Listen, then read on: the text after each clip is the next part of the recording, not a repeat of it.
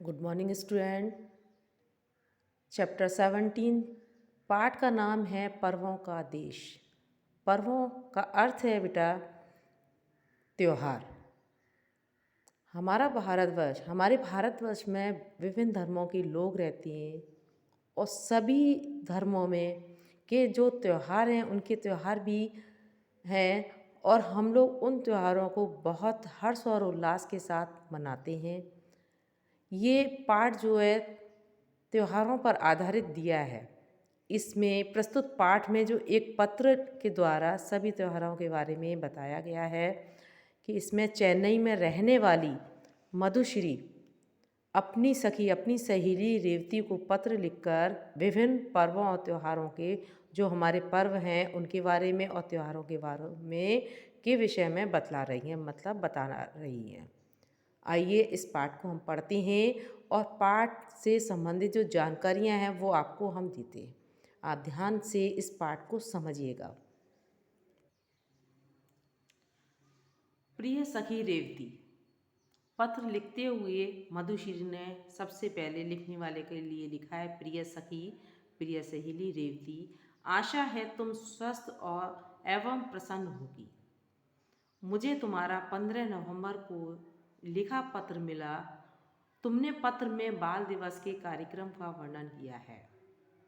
मधुश्री ने अपनी जो प्रिय सहेली है रेवती को पत्र लिखते हुए कहा है कि जो तुमने पत्र में बाल दिवस यानी कि 14 नवंबर को बाल दिवस मनाया जाता है, नेहरू जी के जन्म दिवस पर को बाल दिवस के रूप में मनाया जाता है। इसमें जो कार्यक्रम का वर्णन किया है, पत्र पढ़कर हर्ष हर्ष यानी कि खुशी, प्रसन्नता का अनुभव हुआ है। तुम्हारा पत्र पढ़ा है और पत्र पढ़कर हमें प्रसन्नता का अनुभव हुआ है। हमें अपने पर्वों को उत्साह के साथ मनाना चाहिए। जो हमारे पर्व हैं उनको हमें बड़े उत्साह के साथ, उल्लास के साथ मनाना चाहिए।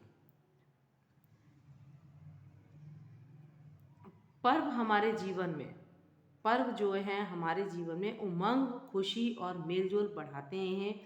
ये बात बिल्कुल सही है। जो पर्व है, जो त्यौहार हैं हमारे जीवन में एक नई उमंग, नई खुशी और एक दूसरे से मेलजोल बढ़ाना सिखाते हैं। किस तरीके से हम एक दूसरे से मिलते हैं और मेल मिलाप बढ़ता है, प्रेम बढ़ता है। ये हमारे दैनिक जीवन में स्फूर्ति लाते हैं। यानी कि स्फूर्ति मीन्स मतलब है, इसका अर्थ है ताजगी।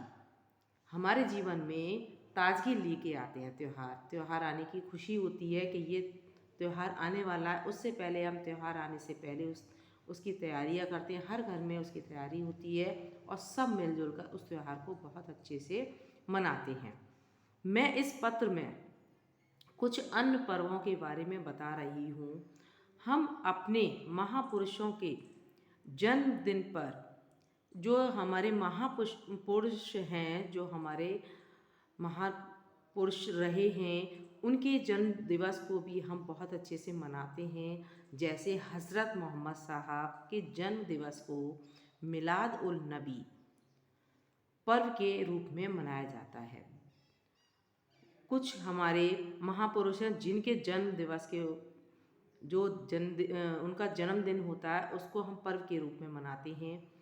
उनमें से एक हैं हज़रत मोहम्मद साहब। इनके जन्म दिवस को हम मिलाद और उल नबी के पर्व के रूप में मनाते हैं। बुद्ध पूर्णिमा जो हमारी आती है, पूर्णिमा को हम महात्मा बुद्ध का जन्म दिवस मनाते हैं। उस दिन महात्मा बुद्ध का हम जन्म दिवस बुद्ध पूर्णिमा के नाम से ये जाना जाता है। इसी प्रकार जैन धर्म के प्रवर्तक यानी कि संस्थापक भगवान महावीर स्वामी का जन्म दिवस महावीर जयंती के रूप में मनाया जाता है। जो हमारे जैन धर्म के प्रवर्तक हैं, संस्थापक हैं महावीर स्वामी, इनका जन्म दिवस महावीर जयंती के रूप में मनाया जाता है। 25 दिसंबर को क्रिसमस की चहल पहल तो तुमने देखी ही होगी। जो दिसंबर में 25 दिसंबर होता है, इस दिन हम बड़ा दिन कहते हैं इसको। इस दिन यह जो है पवित्र दिन प्रभु ईसा मसीह का जन्मदिन होता है। इस दिन हम बड़े दिन के रूप में या क्रिसमस के रूप में मनाते हैं। ईसा मसीह का जन्म दिवस को बहुत हर्षोल्लास के साथ मनाया जाता है। श्री राम का जन्म दिवस रामनवमी के रूप में तथा श्री कृष्ण का जन्म दिवस जन्माष्टमी के रूप में धूमधाम से मनाया जाता है। हमारे श्री राम है, श्री राम का जो जन्म दिवस है, जो रामनवमी है, नवरात्रि के बाद रामनवमी जो होती है, उस दिन हम बहुत हर्षोल्लास से पूरे भारत में मनाया जाता है। और श्री कृष्ण का जन्माष्टमी के रूप में पूरे भारत में सभी धर्म के लोग मिलकर जन्माष्टमी का त्यौहार मनाते हैं। तुम देखोगी कि सभी धर्मों के महापुरुषों के जीवन की एक अनोखी समानता है। सभी जो धर्म के महापुरुष हैं उनकी सबके जीवन की एक अलग समानता है। रेवती 1 जनवरी को सारे विश्व में जो 1 जनवरी आती है, नया साल आता है, उस दिन पूरे विश्व में, पूरे संसार में नव वर्ष का त्यौहार मनाया जाता है। पर हमारे देश के विभिन्न राज्यों में इसे अलग अलग दिन और अलग अलग रूपों में मनाते हैं।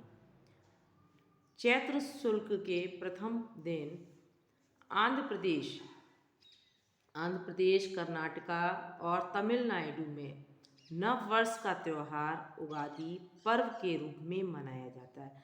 चैत्र शुक्ल जो है, चैत्र मास में जो नवरात्रा प्रथम शुरू होता है, वहाँ से प्रथम जो दिन होता है उसका आंध्र प्रदेश में, कर्नाटका, तमिलनाडु में नव वर्ष का त्यौहार बहुत ही उल्लास के साथ में उगादि पर्व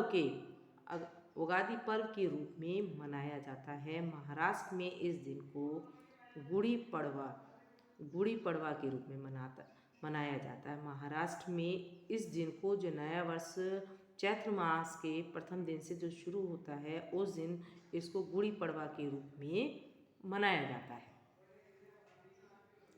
पंजाब के लोग बैसाखी को नव वर्ष के रूप में मनाते हैं। पंजाब प्रांत में जो वैसाखी के रूप में नव वर्ष को, वहाँ से उनका नव वर्ष जो है वैसाखी को लेकर उस दिन मनाते हैं। असम के लोग इसे बिहू के रूप में मनाते हैं। असम में इस नव वर्ष को बिहू के रूप में मनाया जाता है। नवरोज़ पारसियों के नव वर्ष का पर्व है। पारसी लोग हैं, वो लोग नवरोज़ के नाम से नव वर्ष का पर्व मनाते हैं। सारे देश में 14 जनवरी को मकर संक्रांति मनाते हैं। सभी लोग, हम भारतवासी सभी लोग 14 जनवरी को मकर संक्रांति मनाते हैं। तमिलनाडु में इसे पोंगल के रूप में मनाया जाता है। तमिलनाडु में जो मकर संक्रांति का त्यौहार है वो पोंगल के रूप में मनाया जाता है। केरल में ओणम पर्व बहुत उत्साहपूर्वक मनाया जाता है। इस पर्व के साथ ये जो केरल में ओणम का त्यौहार जो होता है, इसके साथ एक प्राचीन कहानी भी जुड़ी हुई है। इस पर्व को लेकर एक कहानी जुड़ी हुई है।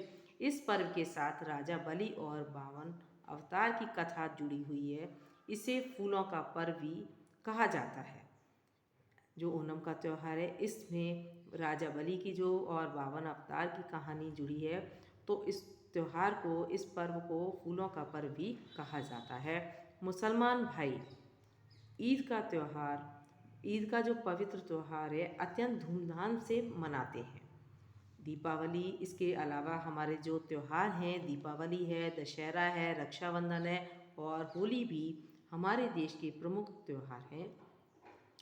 इन सभी त्योहारों को सभी लोग मिलजुल कर मनाते हैं।